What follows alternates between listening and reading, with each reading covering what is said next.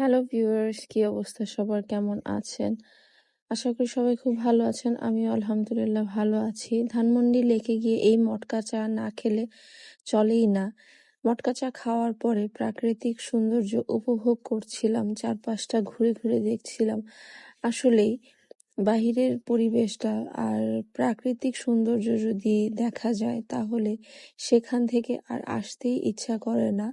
তাই ধানমন্ডি লেকে যখনই যাই তখনই পানির ধারে বসে রবীন্দ্র সরোবরের কর্নারটাতে প্রাকৃতিক সৌন্দর্য দেখি। কি সুন্দর শাপলা ফুল, পদ্ম ফুল, আর এই পানির ঝর্ণাটা তো অসাধারণ, দেখতে ভালোই লাগে। যত দেখি ততই দেখতে ইচ্ছা করে। সবাই সবার পরিবারকে নিয়ে, প্রিয়জনকে নিয়ে ধানমন্ডি লেকে ঘুরতে এসেছে, চারপাশ প্রাকৃতিক সৌন্দর্য উপভোগ করছিল। আমিও বসে বসে দেখছিলাম, আমি, আমার বোন। তারপর প্রাকৃতিক সৌন্দর্য দেখার পর মনে হলো যে একটু ক্ষুধা লেগেছে। চলে গেলাম সীমান্ত সম্ভারে। সেখানে গিয়েই সীমান্ত সম্ভারের নিচেই যে খাবারের দোকানগুলো আছে সেখানে আমি যখনই সীমান্ত সম্ভারে যাব সেখান থেকে আমার কিছু না কিছু খেতেই হবে। আর এই সুইট কর্নটা আমার খুবই পছন্দ, খুবই পছন্দ। তো আমি গিয়েই বললাম আমাকে একটা ভালো করে মিক্সড সুইট কর্ন বানিয়ে দিন।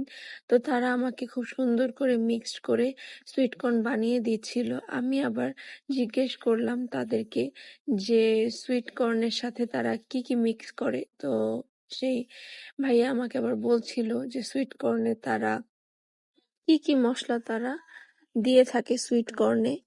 তো পাউডার সুগার, লেমন জুস, মরিচের গুঁড়া, চাট মশলা, এগুলা সবকিছু তারা দিয়ে থাকে। আরো ইনগ্রিডিয়েন্টস কিছু তাদের সিক্রেট রয়েছে, তো সবকিছু তো আর তারা আমাদেরকে বলবে না।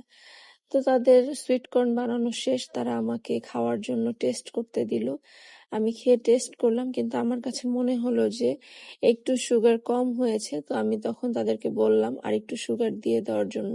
তো তারা আমাকে আর একটু সুগার মিক্স করে সুইট কর্নটা ভালো করে বানিয়ে দিচ্ছিল। বানানোর পর তারা আমাকে সুইট কর্নটা এখন সার্ভ করে দিচ্ছে।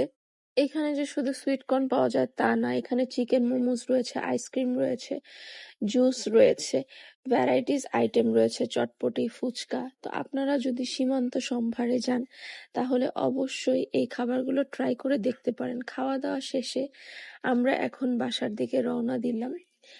সন্ধ্যার পরে আসলে রাস্তাটা একটু ফাঁকাই ছিল। ঢাকা শহরটা রাতের বেলা একটু ফাঁকাই থাকে সন্ধ্যার পর।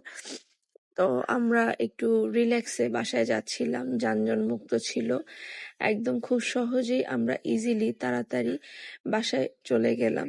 এই তো রাস্তা দিয়ে আমরা রাস্তার সৌন্দর্য উপভোগ করতে করতে যাচ্ছিলাম। আমার মেয়েও খুব আনন্দ পাচ্ছিল। আসলে ও তো ঘুরতে খুবই পছন্দ করে। বাসা থেকে বের হলে সে কি যে আনন্দ পায়, বেশিরভাগ ওর আনন্দর জন্য আমাদের বাসা থেকে বের হতে হয়।